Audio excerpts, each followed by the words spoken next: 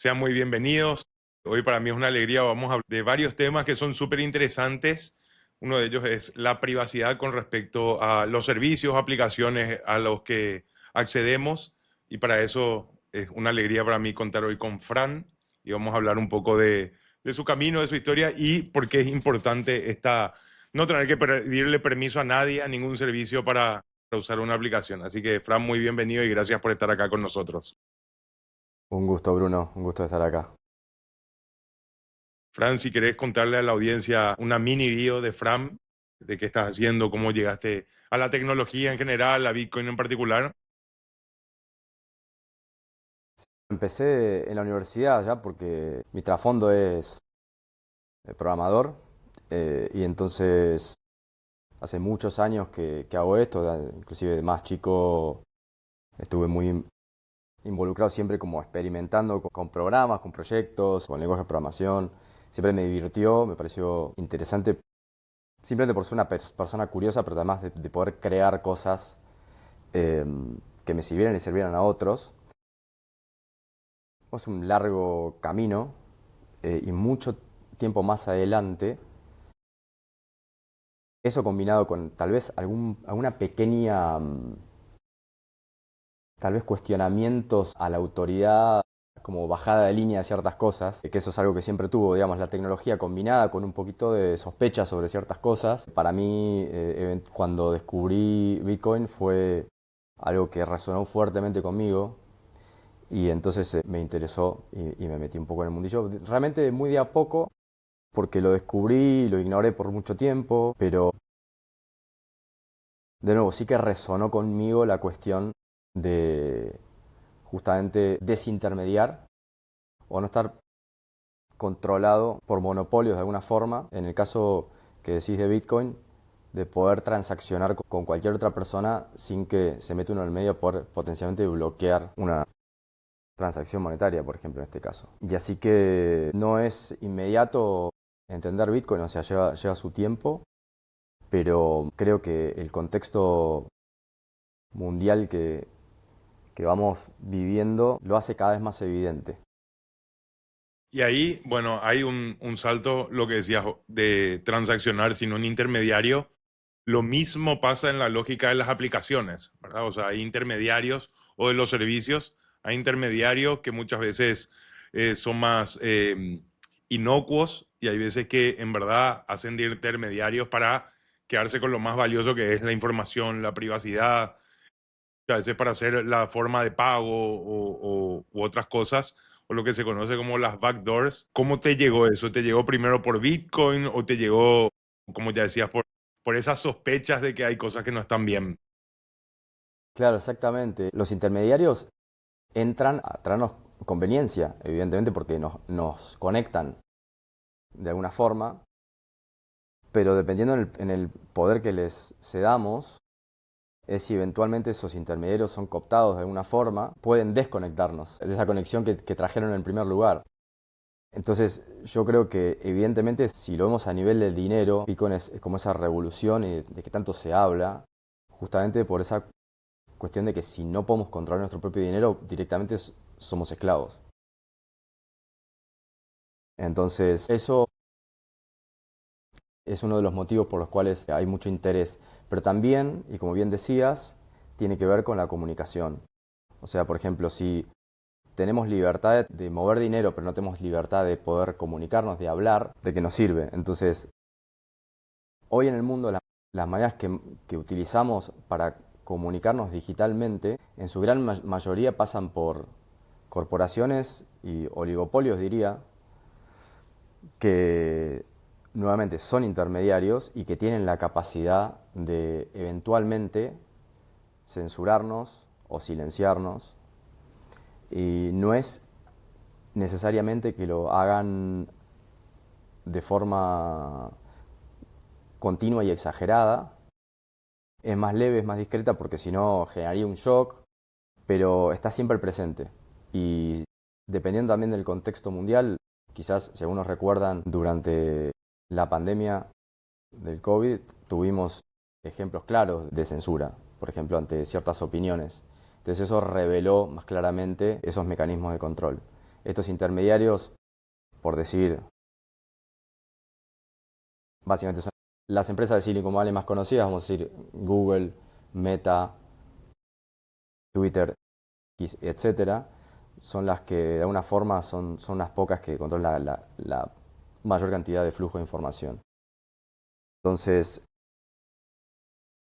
esa conveniencia que nos proveen de conectarnos globalmente, podemos conectar con cualquier persona en cualquier parte del mundo, a la vez también nos pueden desconectar a su antojo bajo presión económica, política. Entonces está bueno resaltar eso porque obviamente la libertad de poder transaccionar, dicho sea de paso, es un poco como el efectivo de alguna manera. Si vos te vas a, te vas a comprar algo al Biggie, por ejemplo, y pagás en efectivo, o te vas a un kiosco cualquiera, es un pago directo donde no hay ningún intermediario, no estás entregando un objeto al portador, un billete en este caso, y mientras las dos partes estén de acuerdo, ahí se cierra la transacción. Entonces, lo mismo como que pasa, como decía antes, a nivel de las comunicaciones, que si de alguna forma nos pueden bajar.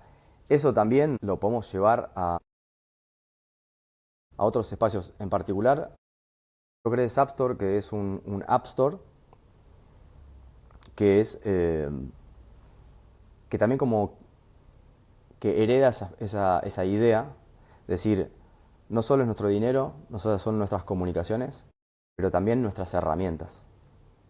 ¿Qué pasa si hay dos empresas en el mundo que pueden controlar las herramientas que utilizamos? Eso es también una forma de sacarnos soberanía y de censurarnos. Entonces, así tanto como hago eso yo, hay muchas otras personas que están trabajando como en un ecosistema donde se valora la soberanía y, como dijiste al principio bien, también la privacidad, porque el hecho de no necesariamente pasar por un tercero hace que podamos comunicarnos y transaccionar en privado, porque solamente están involucradas esas dos partes.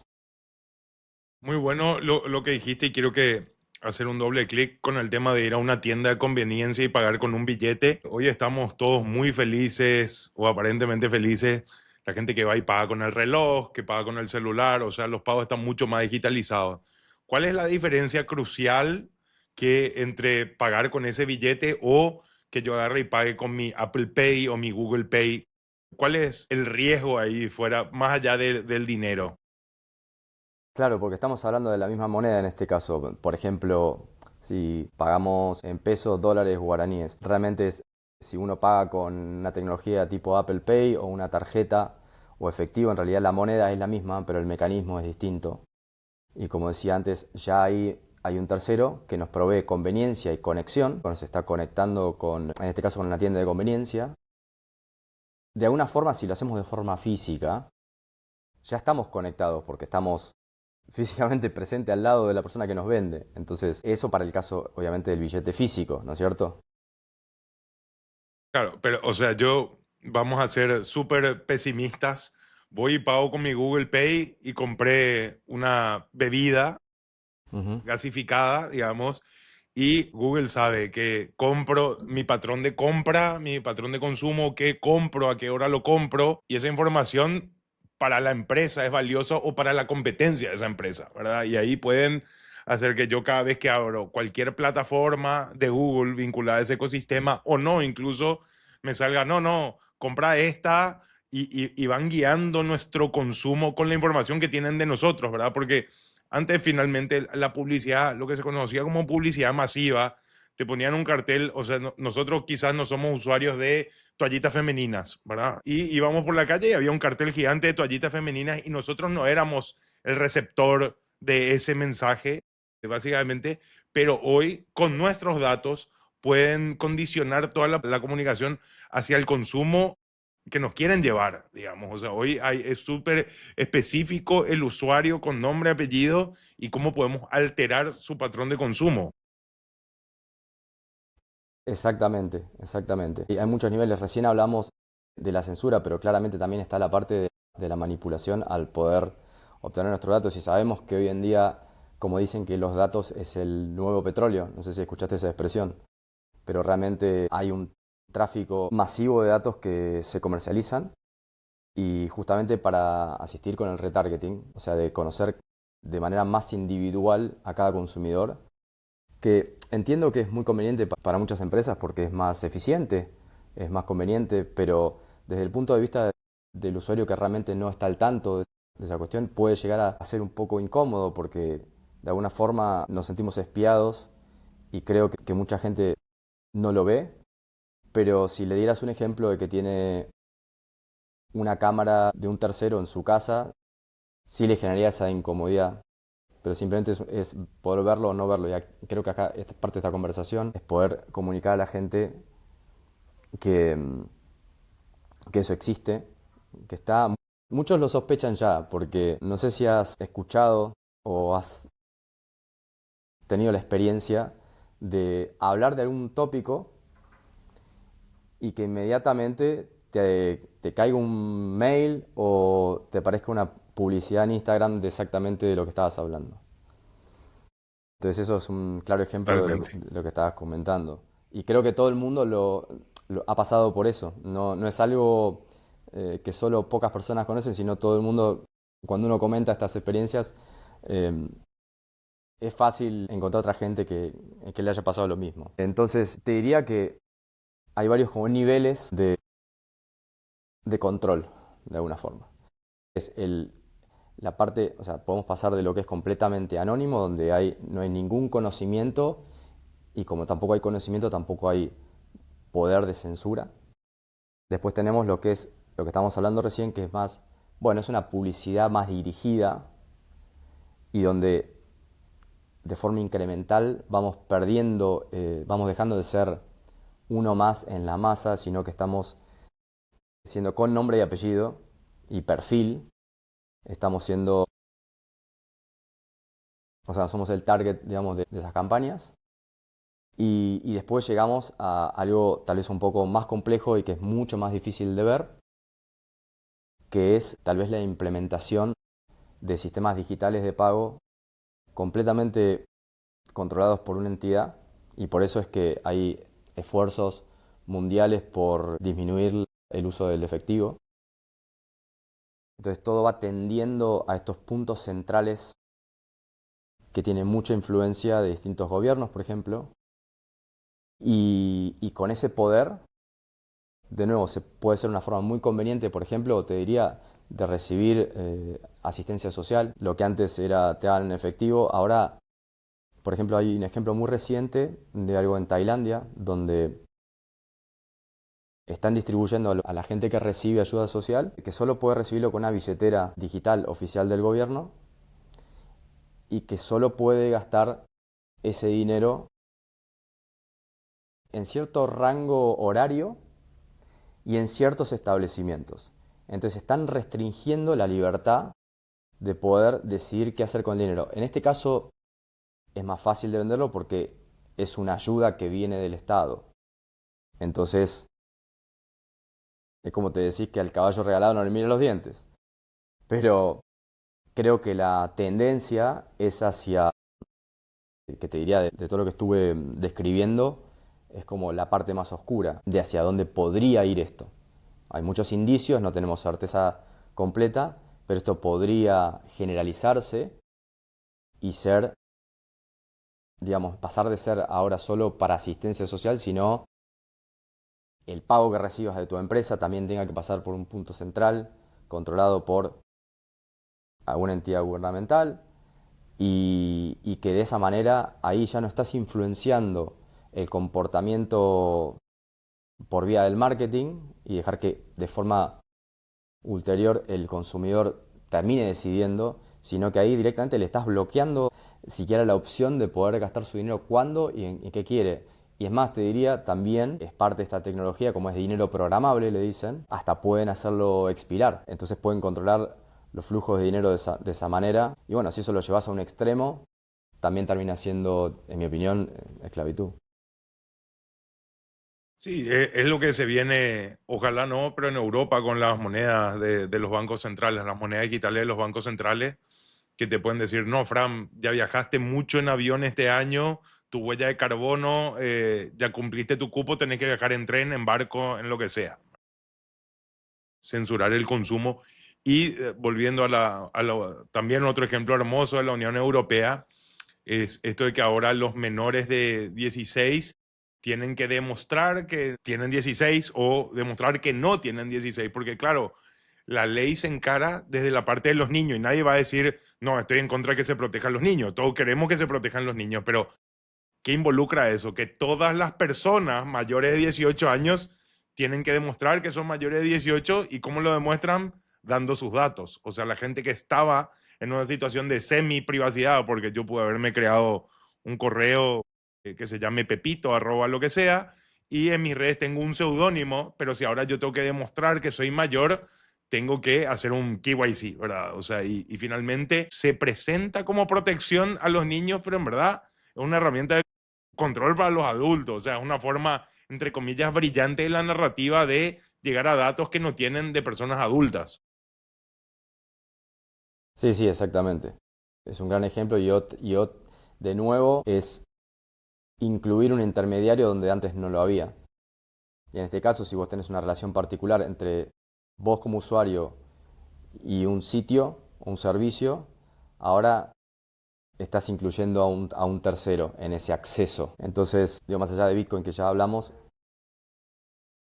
algo que nació un poco también de la idea y de Bitcoiners, es un protocolo abierto de comunicaciones que es Nostr y que de alguna manera establece una base para poder crear aplicaciones sobre este protocolo donde bueno, estas regulaciones de alguna forma puede hacer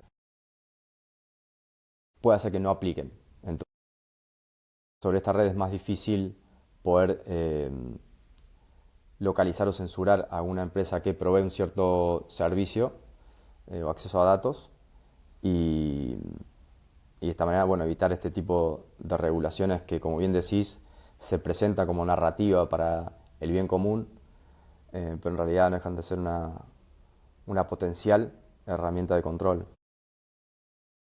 ¿Y cómo se salva Noster de esta regulación? O sea, ¿cómo ni Bruno, ni Fran, ni nadie va a tener que demostrar en Noster que es mayor de 18 años? ¿Cómo se da eso?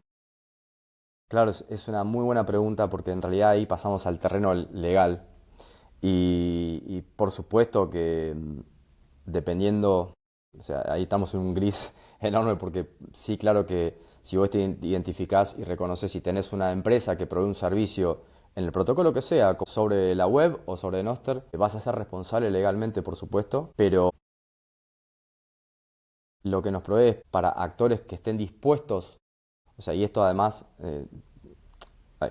es una cuestión de seguir las leyes de cada jurisdicción, pero es técnicamente posible de poder crear alternativas a estos puntos centrales de control. Y ahí, ya que entramos a Noster, que bueno, igual vamos a hacer la diferenciación de, pero ¿cómo nace ahí Substore? Claro, Substore es, a ver, si empezamos por Nostr para explicar un poquito cómo funciona. Yo hablé de un protocolo de comunicaciones. Significa protocolo es como un lenguaje que usamos como para crear aplicaciones por sobre eso. Inicialmente esto surgió como una alternativa a Twitter. Entonces, las primeras cosas que se crearon sobre Nostr fueron como intercambios de mensajes, pero con un diseño tal que es extremadamente difícil censurar, porque los mensajes viajan en paralelo a un montón de servidores distribuidos por todo el mundo. Entonces, si a vos te bajan un servidor o dos o tres, igualmente tu mensaje puede llegar y de manera puedes tener certeza de que el mensaje se originó y no ha sido manipulado en el camino. O sea, si vos, Bruno, publicaste algo, yo como una vez que obtengo tu mensaje, o sea, yo leo tu tweet, por decirlo de alguna manera, puedo corroborar que efectivamente fuiste vos el autor. Entonces vos distribuiste un mensaje por todo el mundo y en el momento que me llegó a mí, no me importa cómo me llegó, yo sé que fuiste vos el autor. Entonces es una propiedad muy importante porque de nuevo no puede ser manipulado y de nuevo si lo envías a través de un montón de puntos distintos, ya no hay punto central donde poder eliminar ese mensaje tampoco. Te lo contrasto con X, Twitter, por ejemplo, los mensajes que subís ahí. Tranquilamente un día Elon Musk, si quisiera, tiene el poder de redactar lo que pusiste o eliminarlo, y eso es básicamente un centro, un punto, digamos, central donde corre esto. Entonces, que no lo haga por una cuestión o porque no quiera, o por una cuestión de conveniencia, no quita que no tenga el poder de hacerlo. Entonces lo que estamos diseñando con Noster son herramientas donde justamente nadie tenga el poder de hacerlo.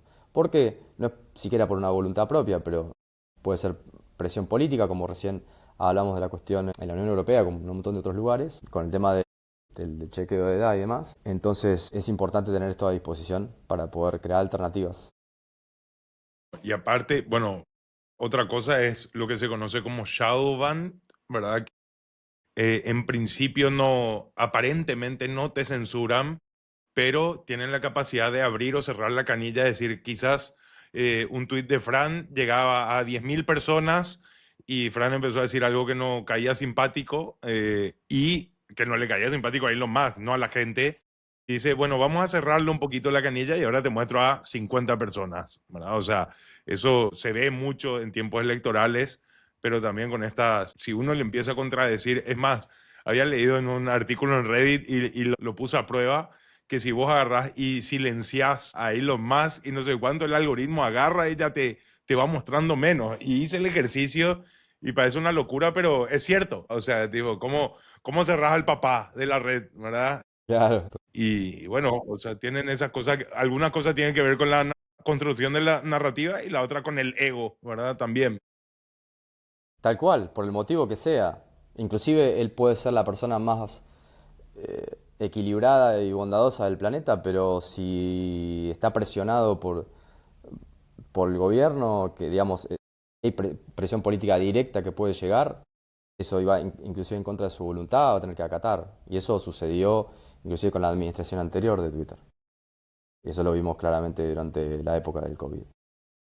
Entonces, está bueno plantear eso como, bueno, tenemos ahora mecanismos donde podemos sí comunicarnos más libremente. Y como decía antes, hablamos del dinero, o sea, la libertad de poder transaccionar, hablamos de la libertad de poder comunicarnos, y te agregaría, como también mencioné, de poder compartir herramientas, ¿no es cierto? Que son aplicaciones en este caso. Un App Store como Zapstore justamente viene a responder a básicamente la misma cuestión. Acá hablamos de Twitter, pero también podemos hablar de, en particular para los usuarios de Android, del Google Play Store, que esencialmente es casi un monopolio, digamos, porque es lo que la gente naturalmente cuando usa el sistema operativo entra y sabe que las aplicaciones se encuentran ahí. En Android hay una manera de poder instalar aplicaciones de otra forma, que muy poca gente conoce, pero sí, por ahora es posible tener otros App Stores, que ahora vamos a hablar un poquito qué es un App Store y para qué sirve. Es eso, esencialmente lo que estoy queriendo solucionar es eso, que no hayan puntos centrales, al igual que Elon Musk te puede hacer un shadow ban o te puede cancelar, que tampoco una corporación en Silicon Valley pueda determinar qué aplicaciones podemos o no usar o qué aplicaciones. A ver, porque vamos un poquito a lo que es un App Store, creo que mucha gente entiende, es el lugar por defecto donde vamos a encontrar aplicaciones que queremos descargar en nuestro dispositivo. Entonces, ¿para qué las usamos? Las usamos para descubrir herramientas, aplicaciones que queremos utilizar y a la vez mantenerlas actualizadas. Entonces, justamente esa parte de descubrimiento, también podrías aplicar el shadow ban ahí. Podrías decir, bueno, por ejemplo, quiero descargar una billetera de Bitcoin, que es una herramienta que es importante. Y si en el momento o en el contexto político del momento resulta ser que es algo que no se desea y se ejerce presión sobre estas corporaciones, bueno, vas a ver muy rápidamente que las billeteras de Bitcoin pueden llegar a estar menos accesibles por un shadow ban o directamente censuradas. Entonces, esto aplica igual. Estábamos antes hablando de mensajes, de texto, y acá lo estoy llevando a lo que es el terreno de las herramientas, las aplicaciones. Así que el principio es el mismo. Y eso es lo que Zapstore básicamente es una forma descentralizada de descubrir y mantener actualizadas las aplicaciones. Y además usando Bitcoin para poder transmitir valor, ¿no? Para mandar un tip, para mandar una propina o para pagar eventualmente a los creadores de nuestras aplicaciones. Y además, claro, como decías antes, vos mencionabas el algoritmo. Los App Store principales, yo mencioné Google Play para Android, pero también en la situación con iPhone es un poco distinta porque en ese caso ya el App Store es un monopolio, no en todos los lugares del mundo, pero en su mayoría es la única forma de obtener aplicaciones. Entonces es aún peor en el caso de Apple, digamos. Pero claro, como te decía, también hay algoritmos. Inclusive yo creo que la experiencia de mucha gente es al entrar a estos stores. Las pantallas con las que nos encontramos al principio, muchas veces, aun cuando tienen todos nuestros datos, saben exactamente todas las aplicaciones que bajamos, nuestros gustos, también porque tuvimos que usar el Gmail para entrar y entonces conocen perfectamente nuestro perfil. Aún así, las recomendaciones, o sea, el algoritmo que tiene es más empujando una agenda corporativa de lo que, o utilizando publicidad para empujar ciertas aplicaciones, más que las que a nosotros genuinamente nos podrían interesar. Ese por lo menos es un sentimiento generalizado. Tal vez mucha gente reconozca que cuando entra ahí va a haber, por ejemplo, muchos juegos, que tal vez no es una persona que necesariamente le gusten los juegos, pero es como en la primera plana vas a encontrar eso. Y otras cosas que tal vez estén como más empujadas, más que interés genuino de recomendarte algo que te pueda llegar a ser útil. Entonces ahí está muy presente el algoritmo también y es algo que estamos corrigiendo. Por eso también Zapstore es como un App Store social, porque en Nostr al también poder conectar con gente y tener como una red social, podemos hacer por ejemplo, nuestras pequeñas colección de aplicaciones que podemos compartir con nuestros amigos, por ejemplo. Y podemos ver comentarios, podemos acceder directamente al desarrollador de la aplicación y pagarle. Entonces es una forma, nosotros probemos la aplicación, pero la forma de conexión entre usuarios y desarrolladores es directa y estamos tratando como de eliminar el intermediario. O más precisamente, bueno, no me quiero meter en mucho detalle, pero esa es la idea principal. Es tal vez si el intermediario no te conviene, es muy fácil poder cambiar y poner otro. Y que no es el caso con los App Store más conocidos, es imposible cambiar el catálogo. Es imposible decir, ¿sabes qué? Quiero usar esta aplicación, pero prefiero no confiar en la curación que hace Google de aplicaciones, sino de algún competidor. No hay competencia, eso es un monopolio dentro de esa aplicación. Y así como decía, la verdad que conozco muy poco y nada el ecosistema Apple, ¿verdad? Pero tengo entendido que es mucho más cerrado porque en Android, también lo decía muy bien, por más que mucha gente no lo sabe, incluso hay App Stores que no necesitas loguearte a tu Gmail, ¿verdad? Pero, y esa es la pregunta, o sea, uno desde App Store, uno no va a encontrar, por ejemplo, YouTube, encuentra desarrollos propios de otras empresas, otros desarrolladores, no es que es un Google Play sin KYC, sino que es totalmente otro ecosistema de aplicativos. Sí, sí, esa es una buena distinción la que haces por ahora. Lo que tenemos es que estamos ofreciendo esta idea, como te decía antes, tanto como vos puedes publicar un mensaje en Nostro, vos puedes publicar una aplicación en Zapstore que está firmada como Bruno, por ejemplo, en este caso. Entonces, de esta forma aprovechamos las garantías criptográficas que nos da este protocolo. ¿Qué significa eso?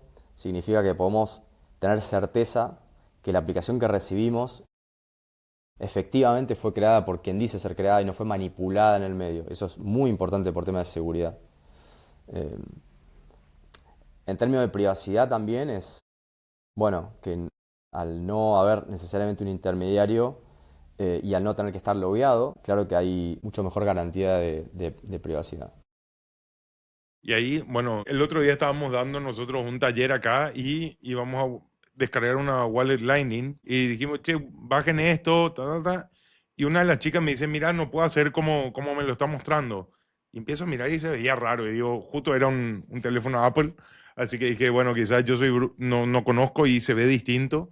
y llegamos a que era una app maliciosa, finalmente. O sea, que era una máscara para llevarte tus fondos y que todavía, si bien se identifican rápido con que 24 horas esté un actor malicioso en un App Store, ¿cuánto dinero puede robar y a cuánta gente puede perjudicar? Por eso es tan importante lo que vos decís de la firma, de que si la aplicación es de Fram, yo sé que realmente es de Fram y de que no hay una estafa por detrás, ¿verdad? Eso es súper Sí, interesante. exactamente, eso es muy cierto. Es un problema muy difícil la cuestión de lo que yo llamo curación, que sea como un filtro, porque de alguna manera vos decís, bueno, tenemos un protocolo donde no se censura, ¿bien?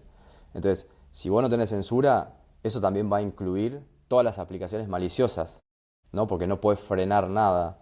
Entonces, ¿cómo haces para aplicar un filtro sin que sea censura? ¿Entendés? Realmente depende del ángulo del cual lo quieras mirar. Yo podría determinar que tu app es maliciosa, entonces excluirla, pero alguien me va a acusar de que estoy censurando. Entonces la forma en que estamos tratando de arreglar eso es justamente creando competencia de estos catálogos. Es decir, ¿por qué tienes que tener solo un catálogo? Puedes tener varios que compitan. Entonces, si vos crees que uno no se adapta a tus preferencias, puedes elegir otro. Inclusive te diría, puedes hacer cosas creativas, por ejemplo, tener catálogos solo para niños. Entonces, tenés tal vez una empresa detrás que está como haciendo ese filtro determinado, muy específico. Entonces, como padre, por ahí tenés incentivo de habilitar ese catálogo para darle un dispositivo a tu hijo. Entonces, hay cositas interesantes ahí también. Pero volviendo al tema de la seguridad en este caso, de billeteras falsas, eso es también muy difícil porque siempre pueden caer y podemos ser, no es blanco o negro, o sea, hay que poder determinar qué realmente consiste en una estafa.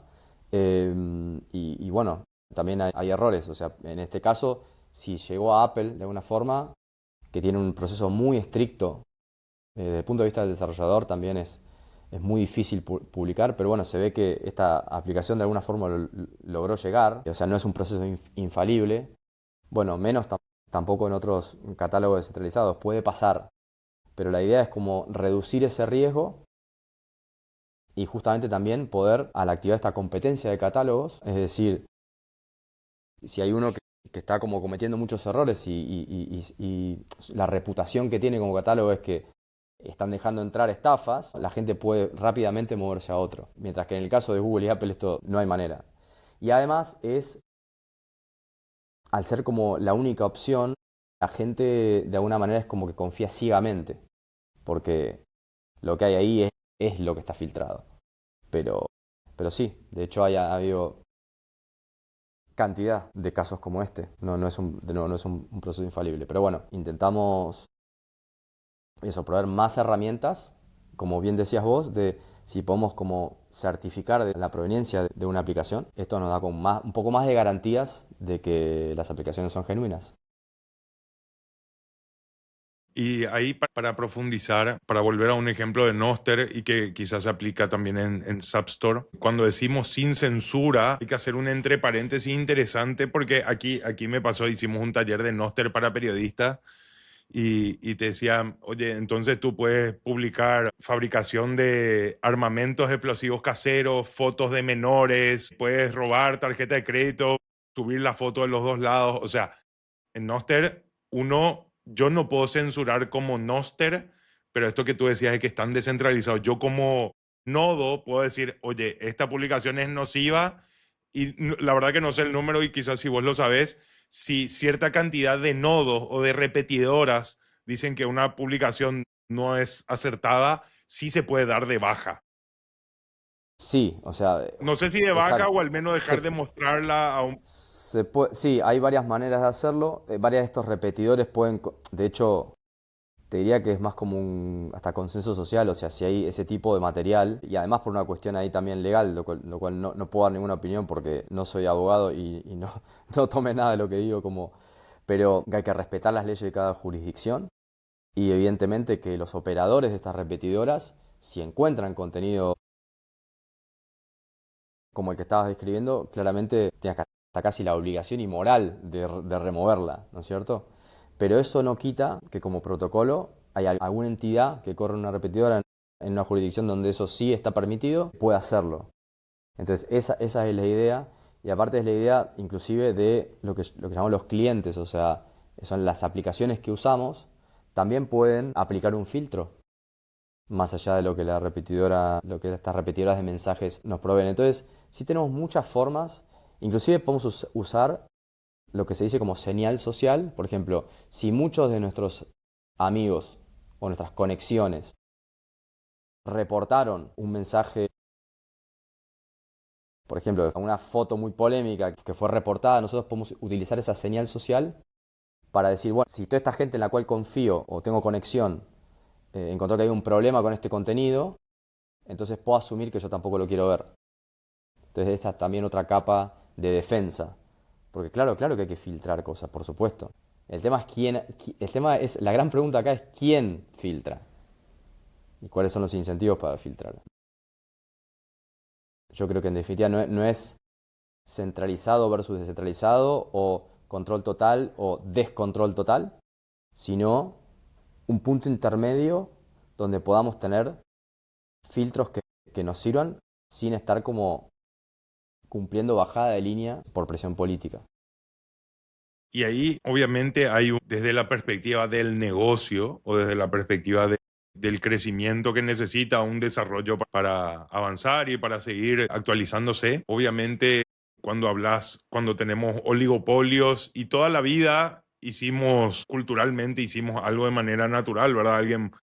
Probablemente el 99% de los usuarios va a buscar un video y va a YouTube, ¿verdad? O lo que sea. ¿Cómo se va despertando o cómo va creciendo de manera orgánica el público de un marketplace de aplicaciones, para darle un término un poco más conocido, en un mundo que ya está tan centralizado en 3 o 4 proveedores de servicios?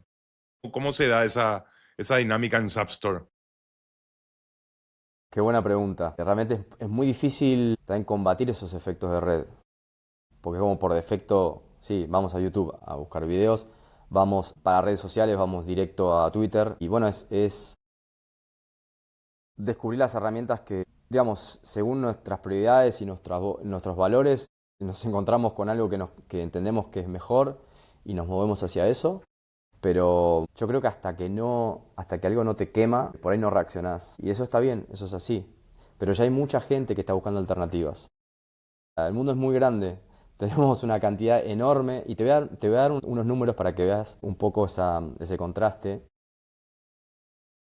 Estaba buscando el otro día, pero aproximadamente en el mundo tenés 4.000 millones de usuarios de Android activos.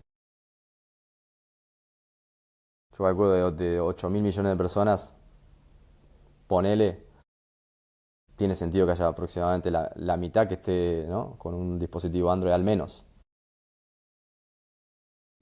Para comparártelo con otros sistemas operativos que son como derivados de Android, pero que están enfocados en seguridad y privacidad, este tipo de gente que ya entendió que tiene que buscar otra cosa, tenemos aproximadamente 5 millones. Entonces eso es menos del 1%, ¿no?, de la gente que eligió eh, y que entendió que puede cambiar su sistema operativo por algo mejor porque entiende estos riesgos. Entonces, evidentemente que es muy difícil. En tu ejemplo de YouTube, bueno, también vamos a crear alternativas para poder mirar videos. Hay otras plataformas también que son utilizadas, ¿no? Se me viene a la mente Odyssey o Rumble. Obviamente que el uso es muchísimo menor que YouTube, pero lo importante es que haya las alternativas y bueno, cuando la cosa se ponga más complicada, cuando haya más censura, cuando haya más shadow banning, es que de a poco la gente se va moviendo hacia las alternativas. Y ahí, bueno, es súper interesante lo que decís.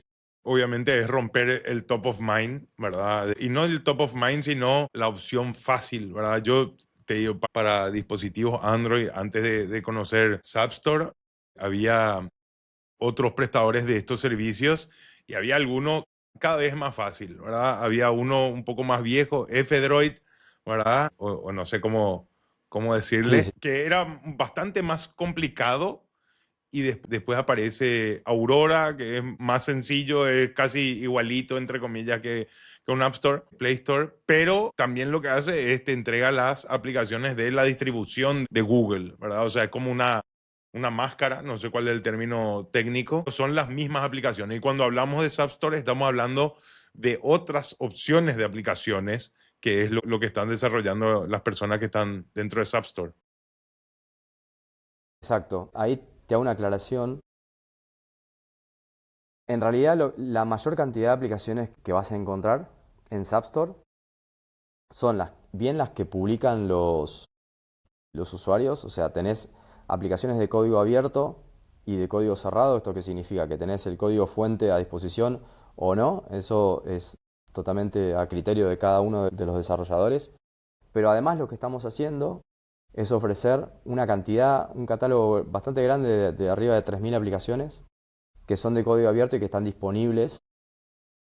Por ejemplo, los de Proton Mail, de Proton Calendar y demás, que mucha gente va a bajarlo directamente del Google Play, también lo puedes encontrar en App Store. Entonces, no es exclusivamente como todas aplicaciones de nicho, sino tenemos muchas aplicaciones que son conocidas y que están disponibles ahí.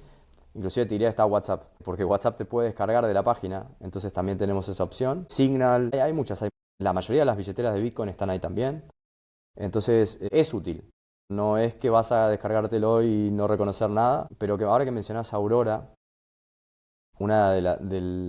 Aurora básicamente sí, efectivamente es una máscara. Digamos, es como si fuera un intermediario entre vos y Google y que básicamente vos terminás reutilizando la cuenta de Gmail de alguna otra persona para acceder a una aplicación que termina siendo instalada en tu dispositivo. Entonces, esto te provee privacidad respecto de Google Play y puedes acceder a básicamente todo el catálogo entero de Google Play.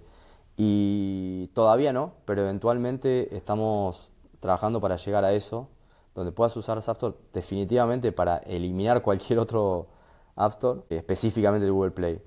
Después mencionaste alternativas, o sea, App Store alternativos, y bien decís, F-Droid es el por lejos más conocido de las alternativas. Pero bueno, tiene un diseño, en mi opinión, un poco arcaico y tiene varios problemas de seguridad y configuración. O sea, la idea estaba buena, pero la implementación, en mi opinión, resulta no tan óptima y eso es exactamente lo que estamos tratando de mejorar con App Store. Te diría que mucha gente que tenía instalado F-Droid ahora se ha movido completamente a App Store. O sea, ha podido eliminar la necesidad de seguir teniendo instalada F-Droid. Entonces es eso. Si usas cualquiera de los alternativos, probablemente App Store te vaya muy bien y te recomiendo bajarte la app y probarla. No necesitas loguearte, nada. Te bajás la app, la abrís y ya podés empezar a instalar y a poder descubrir qué es lo que hay ahí. Todavía no estamos al punto de reemplazar Play Store, pero con suerte en el futuro también apuntamos ahí. Y ahí también hay un tema hay un paso de dolor entre el usuario, ¿verdad? De decir, me acuerdo ya hace 20 años o un poco más, que se hablaba de usar una distribución de Linux por tema de seguridad, por tema de un montón de cosas. Y hace 20 años Linux era bastante más arcaico que hoy, ¿verdad? Exclusivamente, te diría que exclusivamente para programadores, porque sí o sí había que hacer varias cosas de personalización o de configuración, digo bien. Y hoy descargaba cualquier distribución de Linux, hasta las que eran más técnicas, y la experiencia del usuario es la misma. O sea, la verdad que iniciar Windows, Mac o Linux hoy no hay prácticamente ni una diferencia con la usabilidad.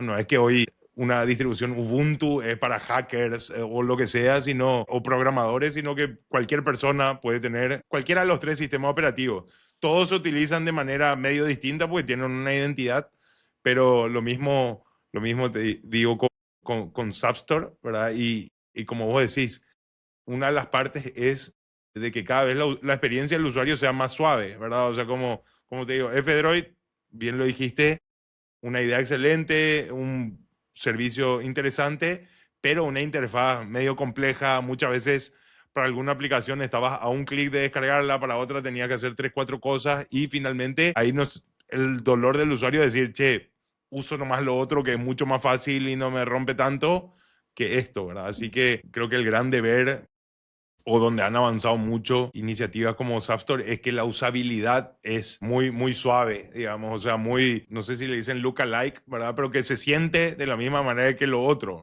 No, no es que hay que ser un experto, un programador para usarla, sino un usuario común y corriente también puede tener una experiencia buena.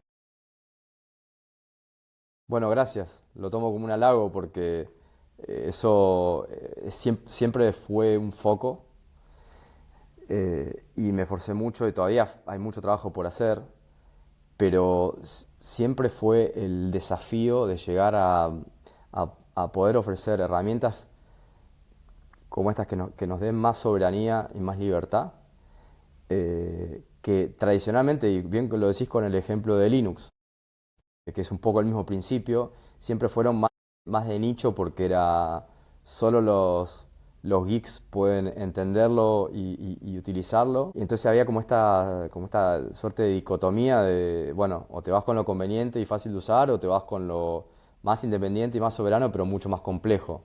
Entonces, el desafío acá es, ¿podemos llegar a tener las dos cosas? ¿Podemos hacer algo que es súper fácil de usar, pero que además empodera al usuario y no lo encierra? Y creo que estamos llegando a un lugar donde eso sí es así, sí está ocurriendo. Y bueno, vamos inclusive a hacerlo más fácil. Ahora mismo, si querés, por ejemplo, crear colecciones de apps o querés hacer un backup o demás, tenés que loguear, digamos, porque querés guardar datos.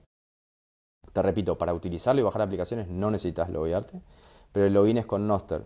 Entonces ya hay un punto de fricción donde necesitas loguearte y entender cómo que es esto de Noster. Entonces es un overload cognitivo fuerte porque ahí de golpe se abre un mundo y un montón de preguntas. ¿Y para qué necesito esto? Entonces estamos haciendo el trabajo de hacerlo muy suave para poder ofrecerte una cuenta donde puedas hacer tus backups y compartir aplicaciones y demás, inclusive publicar aplicaciones, sin que se sienta como que tenés que ser un geek para poder usarlo. Entonces, ese es el objetivo que tenemos ahora a mediano plazo. Y hablando de objetivos, ¿qué más se viene para Sapstore este año o en un sprint de 2 años? En qué están trabajando ahora, además de lo que acabas de decirnos? Bueno, estamos trabajando en mejorar mucho la parte de descubrir aplicaciones, o sea, por ejemplo, que tengas recomendaciones también con algún algoritmo. Y lo que está bueno de eso es que el algoritmo es como, esto lo comenté antes, pero la diferenciación de que tenemos en Sapstore es que vamos a tener como múltiples catálogos. Tenés los catálogos de aplicaciones que ya te vienen cuando te bajas la app, por defecto son los que están ahí, pero eventualmente vas a poder eliminarlos o, o agregar otros. Entonces vos vas matchando según. Entonces eso habilita la competencia, digamos. Y bueno, parte de la oferta de un catálogo también viene unido con una comunidad. O sea, tenés foros donde puedes hacer preguntas a los desarrolladores, donde cargarles dinero y mandarles dinero o pagarles una aplicación. Pero además, por ejemplo, tener asistentes con IA donde te hacen resúmenes, por ejemplo, de los comentarios de la gente o te hacen recomendaciones de aplicaciones nuevas según tu perfil. Pero eso es muy, o sea, sin entrar en lo que es un algoritmo como global, ¿entendés? Que no se puede modificar, sino que al tener competencia incentivas a que los algoritmos sean útiles y no se pasen, digamos, a servir otros intereses. Entonces es un experimento interesante que estamos haciendo y seguir trabajando mucho en la parte social. Ahora mismo, por ejemplo, tenemos bueno, SAPs, que son micropagos en Bitcoin. También trabajar en incorporar una wallet. Si vos no tenés una wallet, en la parte como donde te incorporás y te hacemos la cuenta, también ofrecer una billetera y distintos medios de cargarle dinero. Y eso, poder usarlo más libremente y después a nivel de descubrir aplicaciones,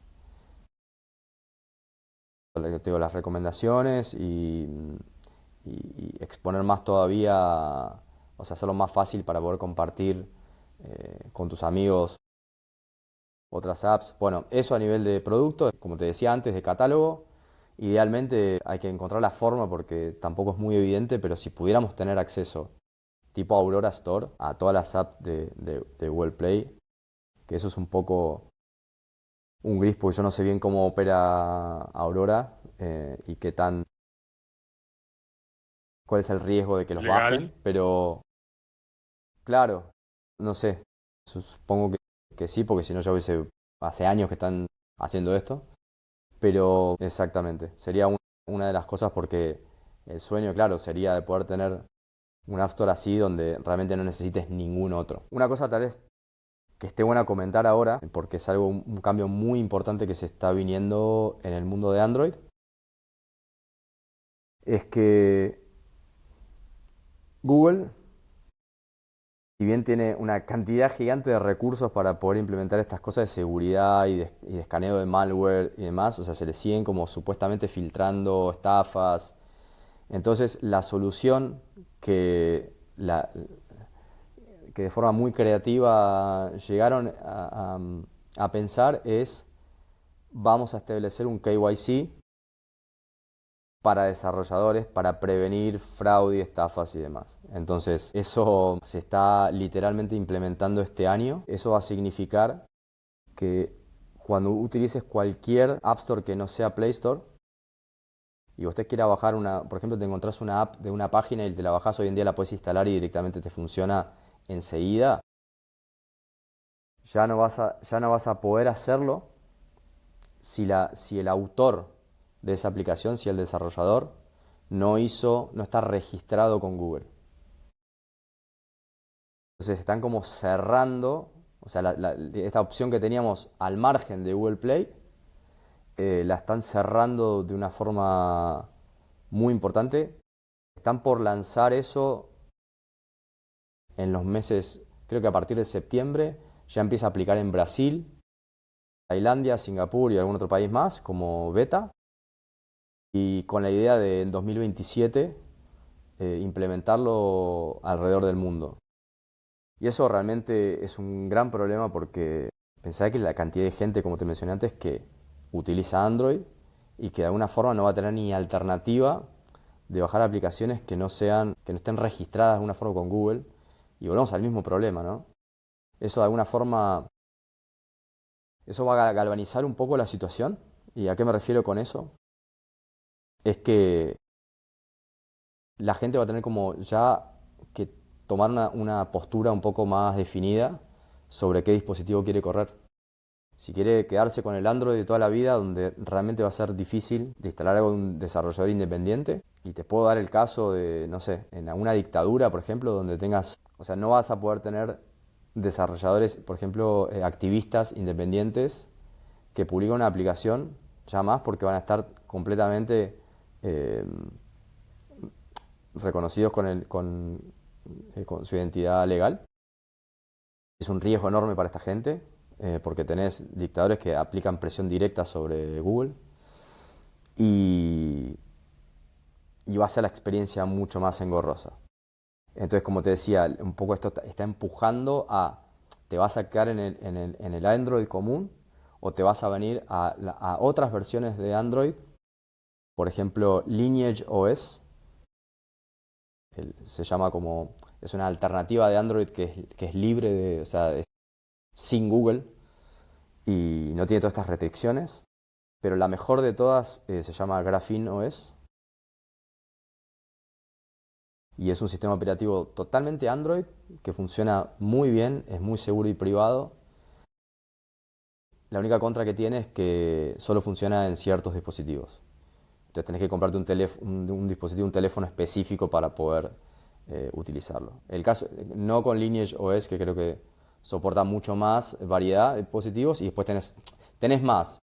Ahí entran los 5 millones de los cuales te hablaba, que igual es ínfimo comparado con la cantidad de Android por todo el mundo, pero va a empujar un poco a la gente a definir si quieres seguir en esta como carrera hacia cada vez más y más control, que se conecta con toda la cuestión que hablamos antes de las CBDCs, del age verification, de la verificación de edad y demás, porque ahora sí está todo el mundo identificado para cualquier cosa, o optar por opciones que nos dan más libertad y más soberanía. Y ahí aparte, es cierto lo que decía Grafin, pero cerraron un acuerdo con una marca muy grande de teléfonos que se ve que quiere resucitar. Y desde el año que viene ya los teléfonos Motorola van a tener Graphene ya como por defecto, como sistema operativo. Claro, eso es una excelente noticia. Está buenísimo poder tener mayor cantidad, mayor variedad de dispositivos, pero aún así sigue siendo,